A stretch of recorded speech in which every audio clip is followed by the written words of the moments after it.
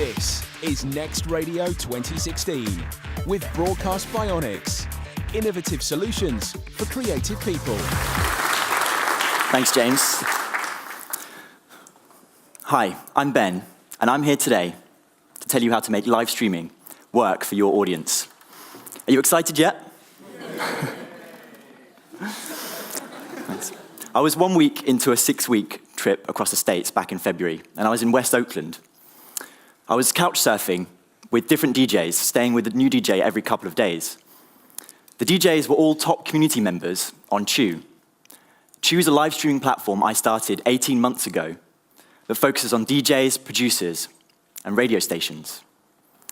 One of the first community members in the platform was this guy, Justin, and he was also the first one crazy enough to let me crash on his sofa. And his story is really interesting. He's a young DJ originally from Chicago, where he was on a local station called WNUR. But when he moved across from Chicago to Silicon Valley, he had to stop the show. And instead of finding a new station in his new town, he created a show just for live streaming video. His format is really simple. He invites DJs from across the country to his warehouse unit, sets up a couple of cameras, and starts streaming. Then he adds his 2 cats. This is Grace and Samsung, and they're the real stars of the show.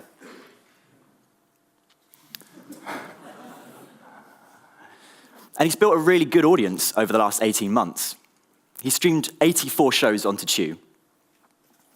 And over that 18 months, they've been played back over 40,000 times. And he's been able to attract great guest DJs too. In his own words, Chew's been instrumental in building artist-to-artist relationships. And when I caught up with him a couple of weeks ago when I was back in the States, he just got back off a 15-date tour of the country. But Chew wasn't the first, and it's definitely not going to be the last live streaming platform out there. A site called Twitch launched back in 2012, and by 2015, 450,000 years of content has been played back on Twitch. And it's mostly video gamers playing games and fans watching too.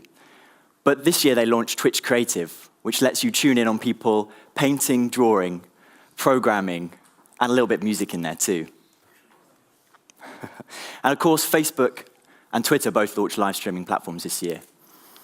In short, live streaming is now mainstream. And especially when Facebook Live launched, a lot of people came to me, a lot of radio stations came to me, and were clear they wanted to use it. But to get live streaming right, you have to know what works and what doesn't. And I'm here to give you a head start. This puddle on Periscope got 20,000 views. How can you beat the puddle? And how can you reach that magic under 25 audience? First, I want to tell you a little bit about how under 25 people like me consume their entertainment, their news, and their relationships. You see, this is what 90% of kids in 2012 had a smartphone by the time they started secondary school. And by today, that's 97%. And the average hand-me-down smartphone that a kid has in school today lets you edit photos, cut up video, record and edit multi-channel audio, and share everything you create over the internet. It's really amazing. And at the same time, you know that young people are on their phones. But it's how they're using their phones in a new way that's really interesting. You see, this is what someone over the age of 25 looks like when they're talking to their friends. And this is what someone under the age of 25 looks like. Video is the new default. 66% of 18 to 29-year-olds used video calling last year. And if you look over a teenager's shoulder, I wouldn't suggest you did, but if you did, they're using social apps on Facebook and Instagram, and they're chatting with friends on Messenger, WhatsApp, and Snapchat, sharing images, videos, GIFs, and emoji. And while they're doing that, they're also watching a video on a second screen, playing a game, doing their homework. They're super multitaskers. What interests me the most is the breakdown of the wall between content creator and consumer. My 16-year-old sister has a YouTube channel, and 49% of all teens have uploaded to YouTube by the time they reach 18. And what that means is young people today have information coming to them from their peers and polished media figures at the same time. And that's why authenticity is so valuable. Who do you think they'll trust more? So here are a few things from my experience that will work well for your stations. Firstly, for reach, Facebook Live and Periscope from Twitter are the ones really worth spending your time on. My favorite station to work with over the last 12 months has been Hoxton FM. But over that period that we've worked together, the reach of links on their Facebook page has been dropping and dropping over time. I'm sure you've seen something similar. But when Dan started testing video and Facebook Live on the page, he saw a really interesting difference. When I pulled the stats back last week, the reach of video posts on his Facebook page had 57 times greater organic reach than links. And that's without paying for ads and without boosting posts. I like to imagine this audience waiting in line for a sandwich at lunch, or commuting into work on a bus, or at their desk avoiding doing any work at all. Using Hoxton as an example again, they stream to Facebook Live alongside their Chew stream and their audio stream.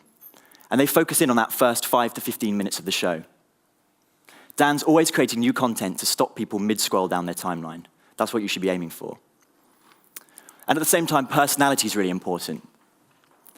Normski has a show every Friday on Hoxton FM, and he's got personality by the bucket load. Facebook Live lets Hoxton FM show what Normski's really like when the mics are down. But remember why you're doing this stuff in the first place. You should have calls to action on every show. Get your listeners watching a show, following your station, or sharing your content with friends. Their friends are your future fans. For engagement, I want you to get excited about Chew and Twitch. Or maybe just Chew. What's exciting about these platforms is their communities as well as just tools. In a test I ran for a record label partner earlier this year, the same show went out on Facebook Live one week and on Chew the next week, at the same day and the same time. While the reach on Facebook was greater, the engagement time on Chew was 25 times longer, averaging 32 minutes played back. You should think of this audience watching on a second screen at work or on a tablet in the kitchen. Your goal is to break the viewer from their day-to-day using interesting content and visuals. Back in January, I was lucky enough to work with Jam Supernova. At the time, she'd just started her One Extra show, but wanted the freedom of playlist and guests to push her Future Bounce brand.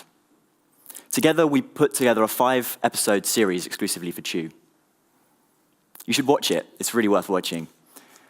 And when you do, you'll notice that it's super personal. The whole show revolves around Jams and her guests sitting on this sofa, broken up with tracks, live acoustic sets, and pre-recorded content. The cameras are close in, and Jams look straight down the lens. And her radio experience really shines through. Throughout the show, she calls out her fans, answering questions in the chat and replying to tweets live, going to the audience right where the conversation's happening. So the under-25 audience is there for the taking, thanks to live streaming video. A young DJ and his cats can build an audience that local radio stations would be happy to reach. And the tools to create and broadcast professional content is in every secondary schooler's pocket. The wall between creator and broadcaster has broken down. And young people today trust their peers more than polished media figures. But the tools are there for you to try today, whether increasing the reach of your presenters or improving the engagement on your shows. You can make live streaming work for your audience. I believe in you. Thank you very much.